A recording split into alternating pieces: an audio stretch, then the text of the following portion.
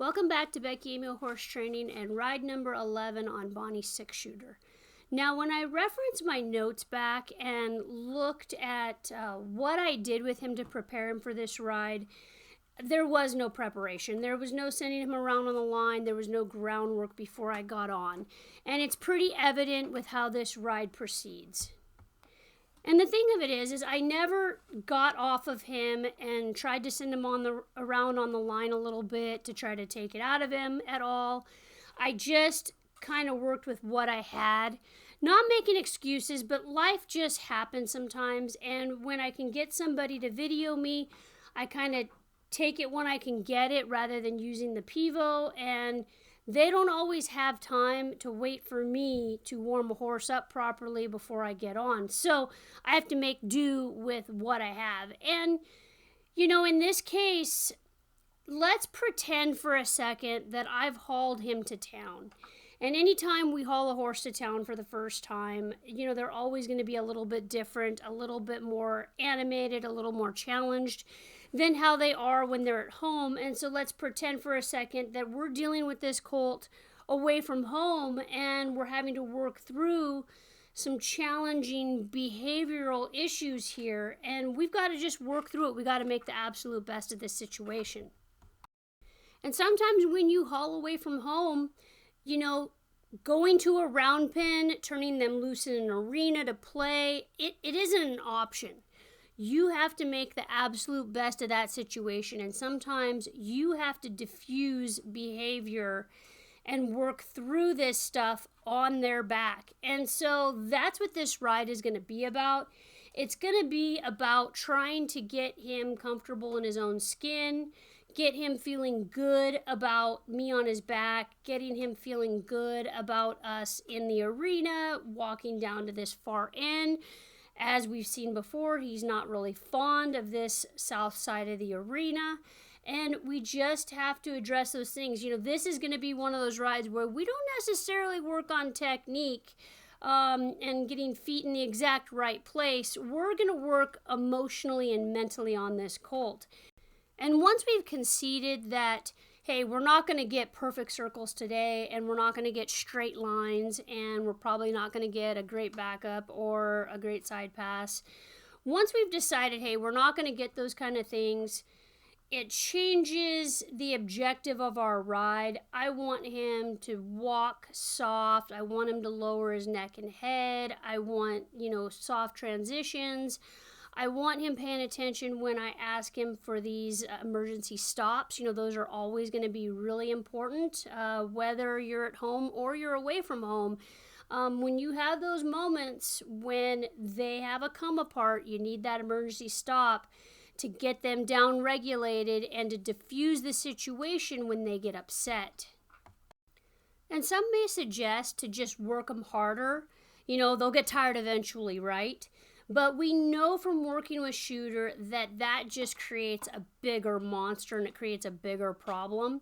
We're better off keeping his feet slow, keeping his mind slow and calm and quiet is much better for him in the long run, and it makes the session a lot better if we, you know, try to keep him quiet rather than push through it. And we see that he's starting to go long and low in his head already. So that didn't take much time at all. Look, it only took a few minutes.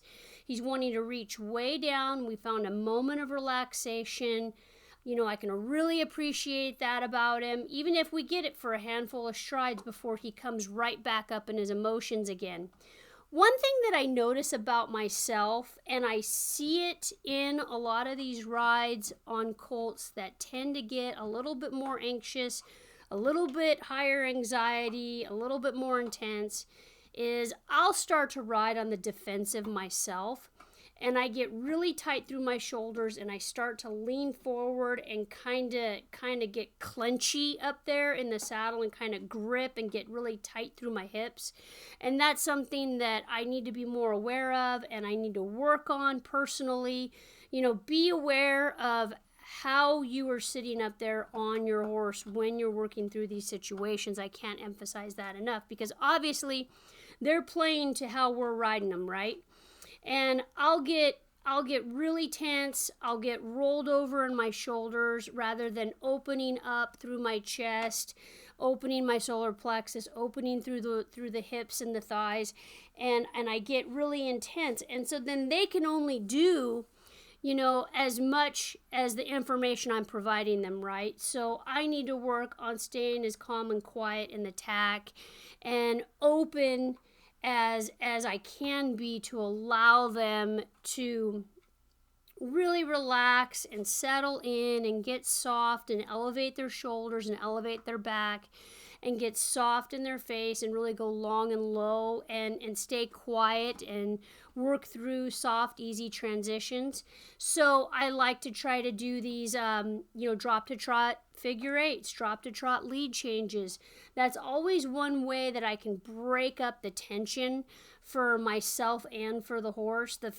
And for me, the faster I can make them go and move their feet, the more relaxed I get, the more relaxed they get. And we see him, coming right down. How many of those did it take? 4? Before he goes long and low again, his pole drops below his withers. He gets a really good hit of endorphins there, good hit of dopamine. He's feeling really good. I'm able to work him right into a trot. And we'll take these little teeny wins with this horse. Little teeny tiny dashes of progress with him. When we saw how he started out, he was very, very much on the offensive and reactive to every little thing that I was doing. Another thing I want to point out here is how consistent my hands are throughout these really basic figure eights. All I do is take my hand wide to change direction. As soon as he changes direction, follows his nose, I bring my hand back to center, drop my rein, change direction, open my hand wide, bring it back to center, drop the rein, and I'm really quiet that way. He knows exactly what to expect and what he's supposed to do when I take my hand wide like that. So as long as he knows what his job is expected of him, we can expect a more desirable outcome out of these guys. If our hands are doing a bunch of crazy stuff, if we've got our hands out really wide where they're way up in the air and there's a big droop in our reins, or we're jerking straight up, pulling on our horse's face, they don't know what to expect. They don't know what the heck that means until after they've been banged on enough times. And so I'm trying really hard to be very consistent in all of my cues on him up to this point. Now, since he's gotten softer and emotionally and mentally, he's quite a bit more confident and accepting and relaxed, I'm going to go ahead and throw in a rollaway here and there. And, he's already listening to me. He's stopping. He's rolling into the fence. He's following his nose. He's not trying to go zoomy around the arena.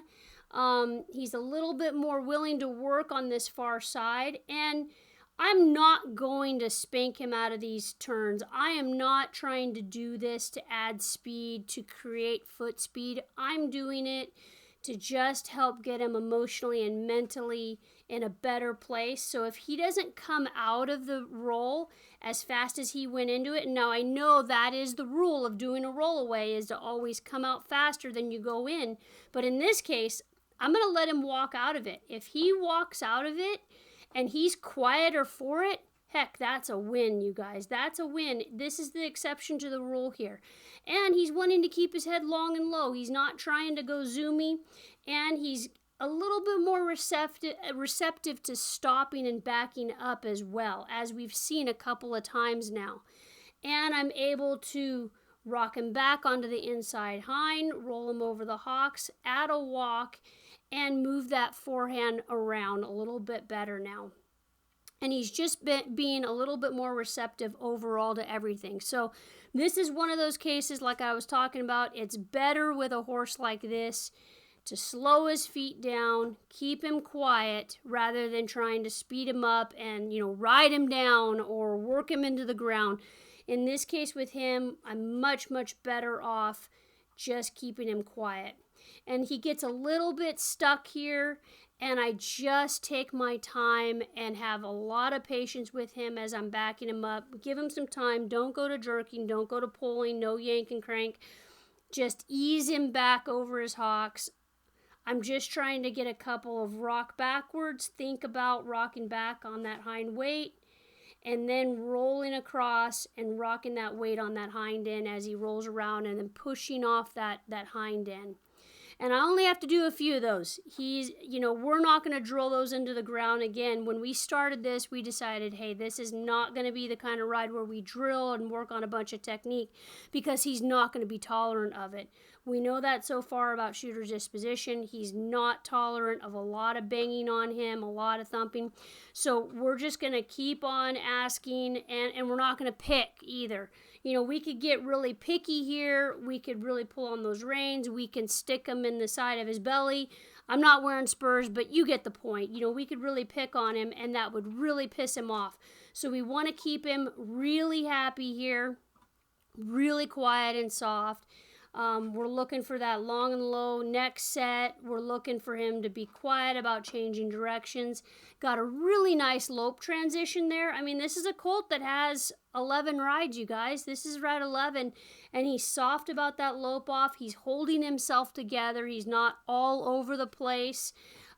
He's keeping this circle relatively round. He's always going to have a little bit more foot speed than some of the other horses, so he does go a little bit faster, but heck, for ride number 11, I will take it. Now, if you notice, I'm keeping these circles a little bit on the smaller side here, too. I think we could really get to zooming around this arena pretty fast if I expanded them to the entire width and length of the arena.